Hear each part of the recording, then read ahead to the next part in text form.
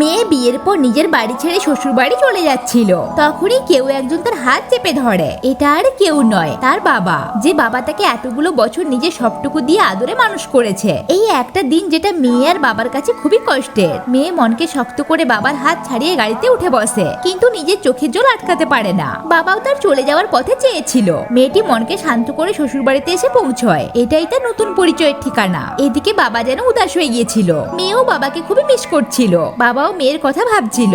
দেখতে দেখতে ঈদ চলে আসে। বাবা ফোন করে জিজ্ঞেস করে, কিরে মা, কেমন আছিস? মেয়ে উদাস হয়ে বলে, তোমাকে ছাড়া প্রথম ঈদ বাবা। এটা তার হাজবেন্ড শুনতে পায় আর মনে মনে কষ্ট পায়। বাবাও যে তার মেয়েকে ছাড়া ঈদ কাটাবে ভাবতেই পারছিল না। ঈদের দিন পরিবারের সাথে মেয়েটি রান্না করছিল, তখনই হাজবেন্ড তাকে ডাক দেয়। মেয়েটি বেরিয়ে এসে অবাক হয়ে যায়। আসলে তার হাজবেন্ড তার বাবাকে নিয়ে এসেছিল। বাবা দুহাত বাড়িয়ে দেয় আর মেয়ে দৌড়ে যায় বাবার বুকে। সত্যি বাবা মেয়ের সম্পর্ক দুনিয়ার সবচেয়ে মধুর সম্পর্ক। তো বন্ধুরা, পৃথিবীর সমস্ত বাবার জন্য মন থেকে একটা লাইক অবশ্যই করবেন।